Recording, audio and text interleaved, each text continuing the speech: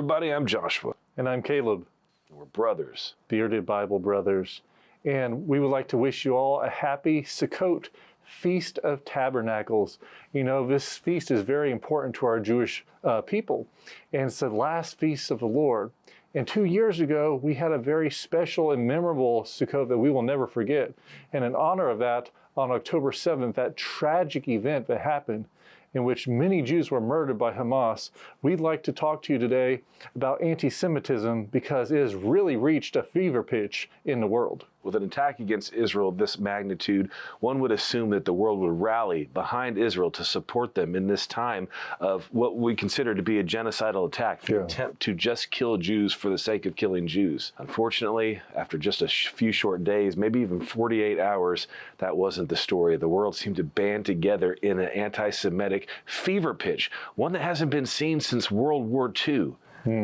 It has to be demonic in origin. Children from college campuses around the United States who never even knew the true details of World War II were chanting anti-Semitic slurs, were standing against Israel. We saw hate crimes committed across the United States, attacks of all kinds against literally helpless people because of this anti-Semitism. That's why we thought it was very important to reunite with a good friend of ours, Olivier Melnick of Shalom and Messiah Ministries. He is an amazing man, a French Jew by birth, and God has given him a commission to preach about anti-Semitism and the dangers thereof to the entire world. So for those who don't remember Olivier, we would like you to watch this clip of some of his past teachings on our program. Let me start by giving you quickly, I think it's important, my definition of anti-Semitism, because that will set the stage. My definition of anti-Semitism, and the first two words are key. The anti-Semitism is the demonic and irrational hatred of the Jewish people and of Israel, characterized by thoughts, words, and or deeds against them. And the two key words again are demonic and irrational. Only Satan can make the irrational look and sound rational. And it is demonic. It is from Satan because, and going back to the tribulation now, he knows that at the end of the 7-year tribulation, the time of Jacob's trouble, the Jewish people will corporately say, "Blessed is he who comes in the name of the Lord, Baruch haba b'shem Adonai," and that's when Yeshua comes back. Most Christians actually don't know that Jesus, Yeshua, does not return, not the rapture, the second coming, does not return until the Jewish people call on him. And that's connected to Zechariah 12:10. And so what we have here is with Satan, who knows that his career is going to be it's going to be ended when Yeshua returns, and he doesn't really care for his retirement plan. He doesn't like when he's going. So if he could stop the Jews from calling on Jesus, then his job is safe. He's going to keep his job, and Jesus is not coming back. So that's what he's been doing for 2,000 years, or more than that. He's been behind anti-Semitism, and he's going to try. He tried at the first coming to stop Jesus from coming, and he's going to try again, and he's not going to succeed. But casualties, unfortunately, will take place, and the casualties that when it comes to the Jewish people, we look at them from Zechariah 13:8 and 9. That 2/3 of the Jewish people will die during the tribulation, and 1/3 will be refined as silver and gold, and that's that 1/3 that will say, "Blessed is he who comes in the name of the Lord." This is Rockwall, Texas, very green. This is not the normal Texas look. We found it. Took us a while. You're saying there might have been a clue at the Israeli sign in the front? It's got a nice fall. And we finally made it after circling the wrong way. Josh had to do a U-turn. I'm a fan of making sure that all the stuff before and behind us aren't the right place. Understood? Olivier! Hey! So good to see you. We find the place? I mean, obviously you found the We missed it. I found all your other neighbors and then found you, but that's just my fault. We What's didn't going on? want to come empty-handed, sir, so here. He's going to make... Oh, come on. We had to make sure. A pink one! Oh, only pink. He's going to try and make sure that you get diabetes one way or another. How are you, sir? Thank you for having us over. Olivier, we want to get to know you. We want our audience to get to know you better and how you started off with Shalom and Messiah Ministries, but you were even around before that with Chosen People Ministries. Is that correct? Are you telling me I'm old? No, I'm not saying you're old. You I have the gray in my beard too. I've been around a while, yes. I actually was with, Fruchtenbaum, Messiah Ministries. I was with them for 6.5 years. And then with Chosen People for 26. Recently, when I say recently, February 1st of 2024, we started our own thing with Shalom and Messiah Ministries, and I'd been with Chosen People for 26 years. The last 10 years or so, I was a regional director. So a regional director is wearing a lot of different hats. Yeah. And it was pulling me in a lot of directions. And at the same time, the Lord was pulling me more and more and more towards educating the body of Messiah about anti-Semitism, but not just educating them. Now there's also a sense of education and mobilization. It's not just like this is what anti-Semitism was about. Right. It's coming back. We are back in it, and we'll talk more about that. Yeah. Now we need to be prepared to do something to help the Jews, to help Israel. And so in the process of wanting to do more about the mobilization and the equipping the Christians as well, I was being pulled away from my job as a regional director, and I had to make a decision. That's why we started the ministry. Well, I think it was a decision that the Holy Spirit was really setting up for you,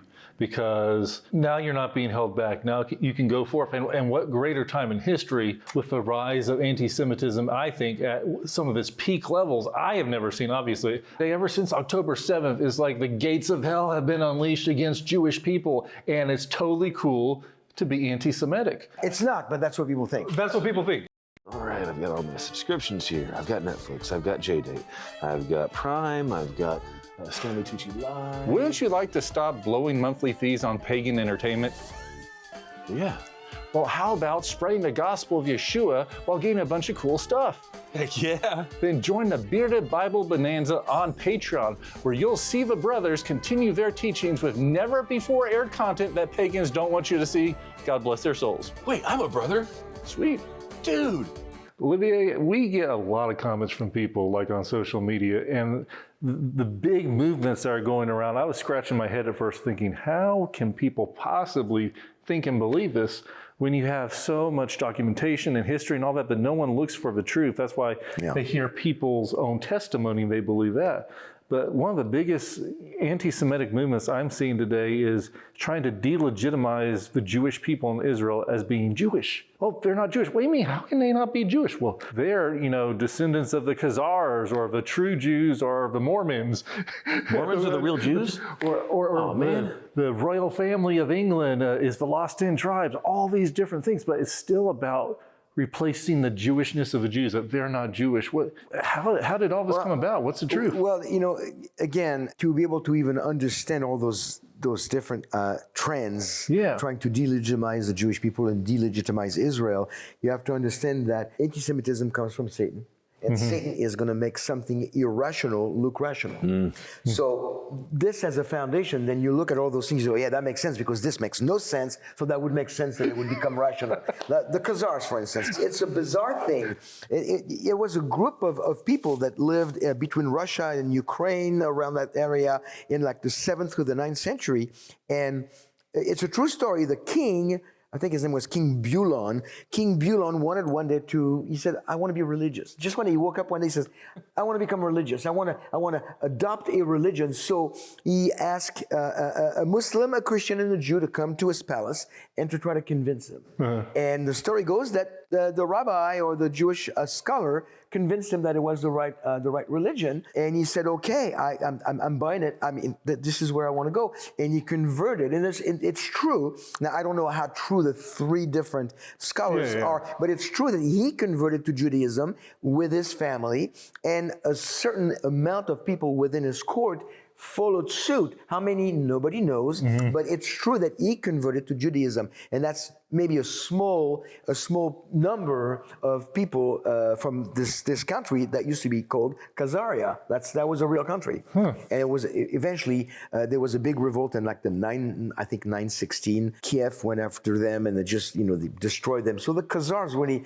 don't exist anymore. But from this Gentile king who converted to Judaism, which, by the way, when you convert to Judaism, it makes you a convert to a religion. It does not make you ethnically a Jew. Exactly. Okay? Which should be just a normal common sense thing. Right there, And we yet, stop, for some reason, this escapes most people today. Right there, we could stop right there. And if you need a biblical reference for that, go to the book of Ruth. Yes. When she said, your people will be my people, she was before that in the early chapters called the Moabite. And after that, she continued to be called a Moabite or Moabitess, depending on what version. Yeah. But, before and after she converted to Judaism, she was called a Moabite because she placed herself under the Commonwealth of Israel, under the authority of the Mosaic Law. Yeah. She didn't become a Jew. I mean, nothing as a Jew I can do that will make me a non-Jew. Right. There's nothing a Gentile can do that will make them ethnically a Gentile. So converting to Judaism really made him a proselyte to Judaism, him and his immediate entourage, I should say. Yeah. And for some reason, this was picked up, but much later. Now, the story of that king, it was validated by a book known that you might have even heard the name, the Kuzari, by Yehuda Halevi, a rabbi who wrote in the 12th century the story of what happened to the king. Yeah. It's called the Kuzari, and it was 500 years after it happened, so you still don't know if... A few details, give or take, But that plus other things prove that the story is real. But to go from there to saying today that all the modern Jews are descendants of the Khazars and they're not descendants of Judean, Jews, which, the biblical definition of a Jew is a descendant of Abraham, Isaac, and Jacob through one of the 12 tribes of Israel. That's a Jew. Yeah. That's who's a Jew. And so to say that they are descendants of the Khazars and there's no real Jews, well, that went on, several books were written and to try to prove that. And then when they really got into DNA, they had all serious DNA research, and I've got the numbers at home in my office, they proved beyond a shadow of a doubt that this was absolutely not possible. Yeah. That everything, the commonality of all the Jews is Israel. But why? The question is, why would people promote that view? I'm glad you didn't ask. No, I did not, He sir. was about to, I know. He was about to. Yeah, I saw it in his forehead. The question is, the reason why, think about it, if the real Jews today are not descendants of Israel, they have zero right. Exactly. They're the occupiers. They're de facto, overnight, they become the occupiers. Yeah. Nobody can argue that. So then we can kick them out. We can destroy them from the river to the sea. No more Jews. Oh. So that's why the Khazar theory or the Khazar conspiracy theory really is being pushed. But there's no validity whatsoever. The idea, first of all, that you can replace the Jews is called Replacement theology. super simple, right? Yeah. So when you hear replacement theology and you say, why is it bad? It's the doctrine that you can replace the Jews and become the Jews and inherit everything you said a second ago, just like Ruth didn't become, you converting to Judaism doesn't make you of the heritage of Abraham, Isaac, and Jacob, a very important thing. And then why else? Because today, the biggest question that's happening with what's going on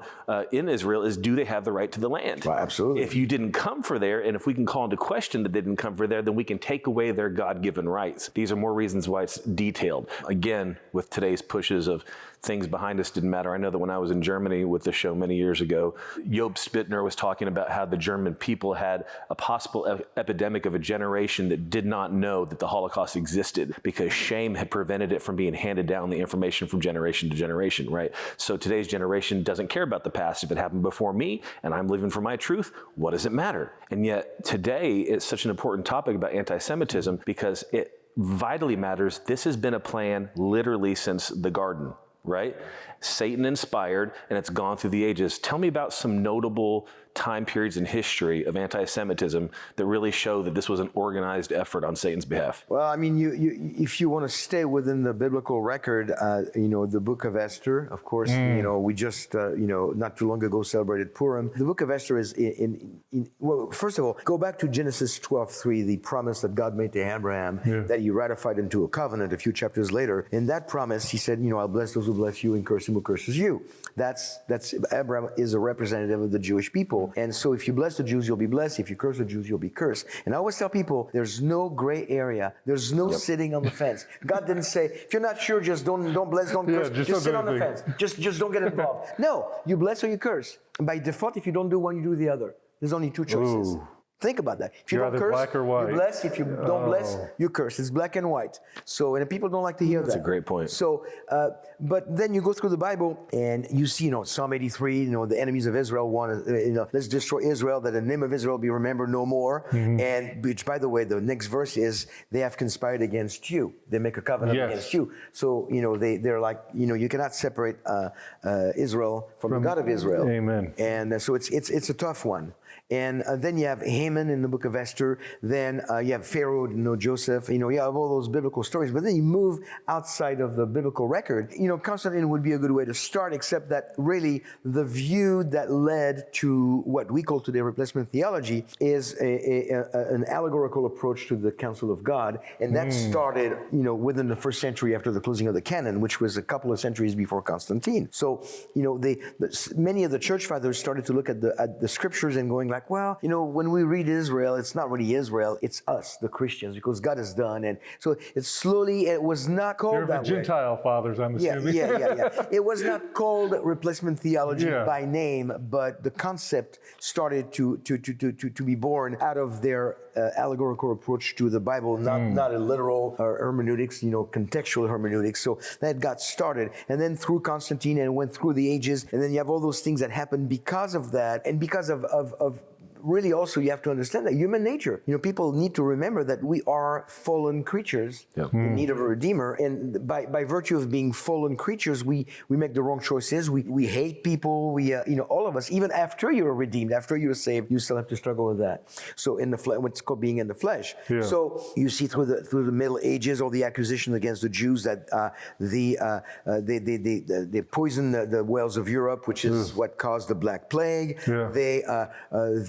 Obviously the Crusades. The Crusades against the Jews, which were really against the Muslims, but turned out that a lot of Jewish people died. Kill them both at the same time. The Spanish Inquisition, the pogroms in Eastern Europe. The expulsion of Jews from England. From England, from France, from Portugal, from just about any country in Europe. And then it led to the apex in historical anti-Semitism, which is the Holocaust, the 1930s to the mid-40s, where, if Hitler had his way, he would have gotten rid of the 18 million Jews at the time. He got rid of one third, the 6 million. Pretty much any Jewish people have a connection to the Holocaust, have some family member who died in there. We have family members that go back to Germany and Austria. Obviously, we know historically what happened to France when the Nazis came in, they demanded all the Jews. Do you have any family members that dealt with the Holocaust? It was between 78 and 80,000 French Jews that died in the Holocaust. Wow. And a lot of them were, saved and rescued too. Yeah. But yes, I have a close family member, my maternal grandfather. And what happened is that he was from Russia, and it was in 1942. He was at the house where I grew up my whole life, that we had, until recently when my parents passed away, we sold it, but that was the house that we grew up in the suburb of Paris. And he was from Russia. It was 1942. He was, the whole family is Jewish. They were born in France. He was not. And his wife had the right papers. He didn't, because he was like the equivalent of being processing the paperwork to get his green card. So he had some papers, but it was not there yet. He was there legally, and he knew that the Gestapo was visiting homes and stuff. And then one evening, the Gestapo knocked on the door, and two officers from the Gestapo asked my grandmother and said, "We know your husband is in the building. We received a phone call, and we need him to come with us. We have questions to ask him." He was hiding in a cellar where they used to store the coals, the coal for the stoves. And she lied. She said, "I don't know where he is. He left. I haven't talked to him in weeks." And they said, "Well, you better find him, because we'll come back tomorrow morning, and if he is not showing up to come with us, we'll take you and your daughter. That would be my mother." So they left, and then she got him to come back upstairs, and she explained to him, "They came, they want to get you, and they want to ask you some questions." And it was early enough that people didn't really know a lot about what happened in the camps. Yeah. So he said, "I'll go with them. Don't worry. I'll come back. I'll just go answer their questions." And first he said, "I'll go find a place safe for us, and I'll come get you, and we'll escape, and I'll leave tonight." And his wife said, "You can't do that, because if you're not here tomorrow morning, they'll take Evelyn, my mother, and I." And I said, "Okay, no, I can do that. I'll go with them. Don't worry, I'll come back." They took him the next morning, and he never came back, and he died in Auschwitz. I think my research, I found out some names and some papers. He died within a week to a week and a half, so pretty quickly. Wow. But what's interesting is that in the same building, it's a U shape, like A, B, C, 3 buildings making a U shape. My parents lived in that building, and the man upstairs worked for the French police. He was, which many of the French police worked with the militia, the Vichy government, Marshal Pétain, and they were like pretty much like the Nazis. He is the one who called the Gestapo because he was secretly in love with my grandmother, and he thought if I get rid of the husband, I'll get the wife. But what's interesting to me is I'm studying anti-Semitism in the last almost 3 decades now. It's like in the same building, we had the victim, my grandfather, the co-perpetrator, the man from the police, the perpetrators, the Germans, the Gestapo, and a truckload of apartment complexes filled with bystanders who were looking behind their shutters going like, I'm not getting involved. Yep. I'm not going to touch this. I don't want them to think I know them, I like them, I help them. I'm staying out. And there was one family across the courtyard that my mother was very good friend with their daughter, and I became good friend with her son. Generations after, had they known that my grandfather was at risk, they would have taken him to hide him in their house. Yeah. So they were the rescuers. So in the same building, you had all aspects of the participants. It's always the same story. You have a little bit of everything in every situation. Well, what's so crazy to me about this situation, you talked earlier about how on this topic, it's either you're cursed or you're blessed. There's no middle ground. Right. And so here, the enemy came for your grandfather, right? And took him.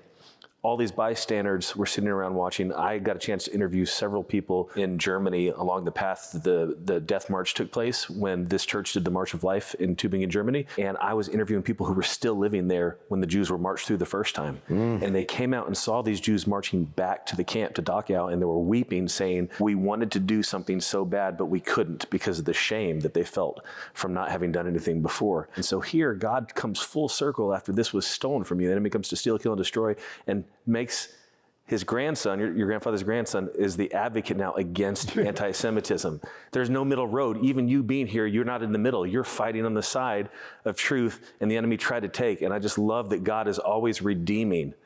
He just doesn't leave it in the middle. And I guess we could say that I'm doing this to honor his memory. Yeah. I mean, I don't think of it this way, but that's a very good point. I'm thinking of maybe even whether you thought you were consciously doing it, God bringing redemption to your family line. Because God's not going to leave, I believe, injustice that the enemy does like that. He's always going to bring the balances back to blessing. Thank you for saying that, because I've always thought that I'm doing it because it's the right thing to do as a believer and as a Jewish believer, and I do have that heritage of darkness in the history of our family. But the idea, the full circle and redeeming I like that. Thank you. I mean, I'm not saying this is prophetic. I'm a visual picture guy, so I can see your grandfather up in heaven cheering. I'm like, I don't know your accent. Yeah, have one of those. Yes, I want a pink Starburst. But can you imagine just the party up there to see your life fulfilling this, what was robbed and still kill and destroy, and God's coming back. So. And you know what? Honestly, this gives me even more of a purpose to really keep going at it. I mean, I was not going to stop fighting the fight,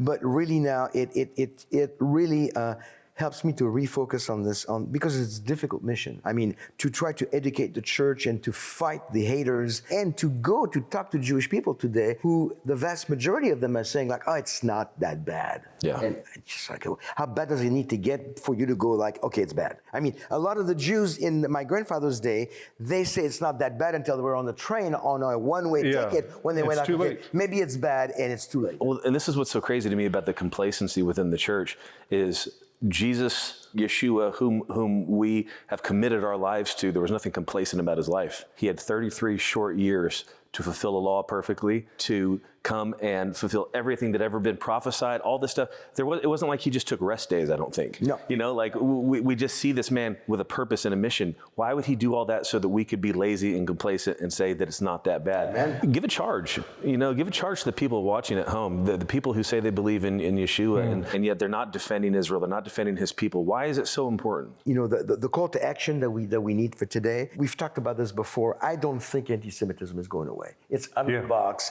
It's going to never continue to going grow back. exponentially. All nations will go against Jerusalem, Zechariah 12:3. I mean, we know that. I think right now is the time for Christians to continue to speak against anti-Semitism. In a schoolyard, you point at the bully and you fight the bully, but the bully's going to come back tomorrow and do it again. But it doesn't matter. Every day you're going to say it's wrong and you're going to try to stop them. In the meantime, what can you do to protect the other kids from the bully? The bully is anti-Semitism. It's not going away.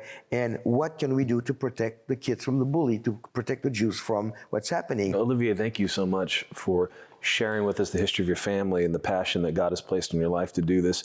I feel right now the same way I did with less information on October 7th when I was standing there for Abu Ghosh saying today, when the sirens went off and the first missiles were shot, I said today there's people who are going to lose their lives and they're going to spend eternity separated because they don't know the Father.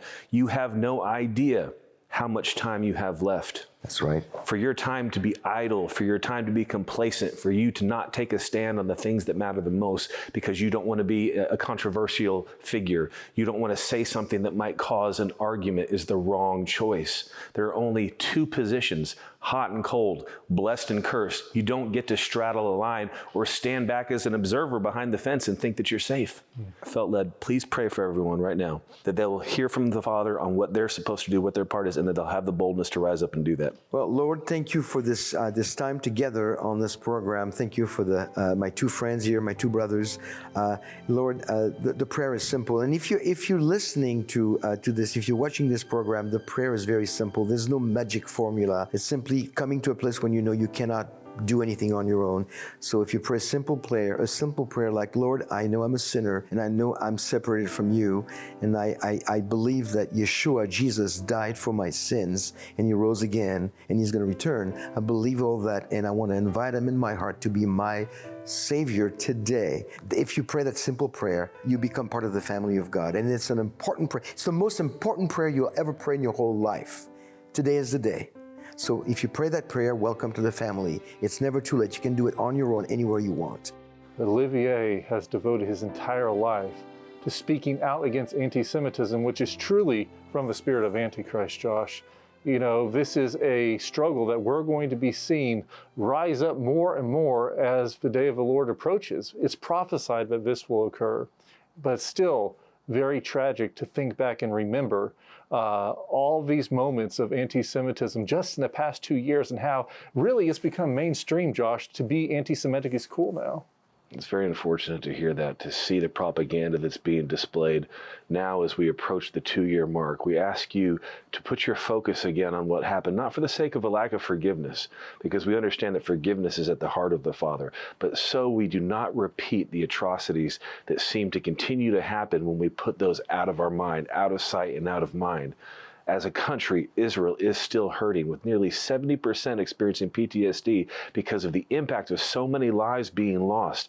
1,200 plus Jews' lives lost in that day. For those who are still held hostage, this is a nation that is hurting.